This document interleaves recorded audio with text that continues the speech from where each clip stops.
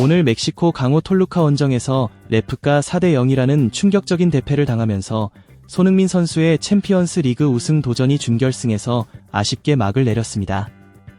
이번 경기는 단순한 패배 이상의 깊은 의미를 내포하고 있었는데요. 레프의 전술 운용과 선수 기용, 그리고 팬들과 외신의 반응까지 다각도로 살펴볼 필요가 있습니다. 먼저 전반전 경기 흐름과 통계부터 자세히 분석해 보겠습니다. 전반전은 톨루카가 경기 주도권을 완벽히 장악한 모습이었습니다. 점유율이 무려 71%에 달하며 총 18개의 슈팅 중 7개가 유효 슈팅으로 기록되어 레프 골문을 거세게 두드렸습니다. 반면 레프는 전반 내내 수비에 집중하며 상대의 공격을 막아내는 데 주력했지만 양팀 모두 득점 없이 0대0으로 전반을 마쳤습니다. 이는 레프가 전반전 수비 조직력을 어느 정도 유지했음을 보여주지만 동시에 공격 전개에 있어 매우 수동적이고 제한적인 모습을 드러냈다는 방증이기도 합니다. 하지만 후반전 시작과 함께 경기는 급격히 기울기 시작했습니다. 후반 초반 레프는 곧바로 실점하며 불리한 상황에 놓였습니다. 이날 산토스 감독은 원래 공격적인 왼쪽 윙어로 활용할 셔플 버그 대신 수비적 성향이 강한 라이언 홀링스 헤드를 투입하는 전술적 변화를 시도했는데 이는 실점 위험을 줄이려는 의도였으나 결과적으로는 역효과를 낳았습니다. 홀링스 헤드 투입 직후 페널티킥을 허용하며 선제 실점을 내준 레프는 이후에도 계속해서 톨루카의 파상 공세에 무방비로 노출됐습니다. 특히 후반 58분 톨루카의 로페스 선수가 먼 거리에서 시도한 슈팅이 단 3% 확률의 원더골로 연결되면서 레프의 상황은 더욱 절망적으로 변했습니다. 이 시점에서 전체 합산 스코어는 3대2로 레프가 뒤처져 있었고 한 골만 넣으면 연장전 가능성도 있었지만 산토스 감독은 공격적인 전술 변화를 꾀하지 못했고 결국 후반 종료 직전에 파울리뉴에게 2골을 추가 허용해 4대0 완패로 경기가 마무리됐습니다. 이번 대패는 레프가 준비한 플랜 A와 플랜 B 모두가 제대로 작동하지 않았음을 적나라하게 보여줬습니다. 산토스 감독이 추구하는 누구나 골을 넣을 수 있는 유연한 공격 시스템이라는 축구 철학이 이번 경기에서 무너진 셈입니다. 특히 손흥민 선수는 프리미어리그 득점왕 출신으로 세계 최고 수준의 공격수임이 이미 검증되었음에도 불구하고 공격형 미드필더로 기용되어 공격 전개와 패스에만 집중하게 된 점이 팀 공격력 저하의 결정적 요인으로 지적됩니다.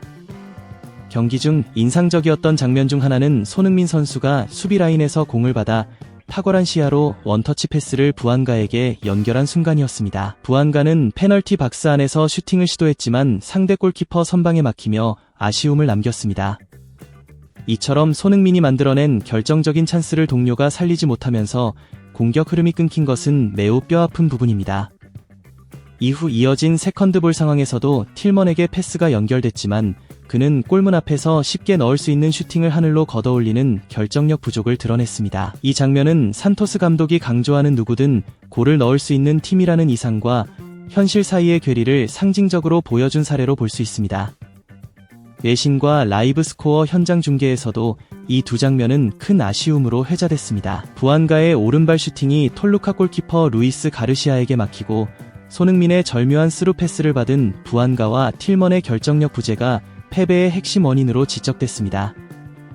팬들의 반응은 극명하게 갈렸습니다. 손흥민 선수의 패스 능력에 대해서는 정말 미쳤다.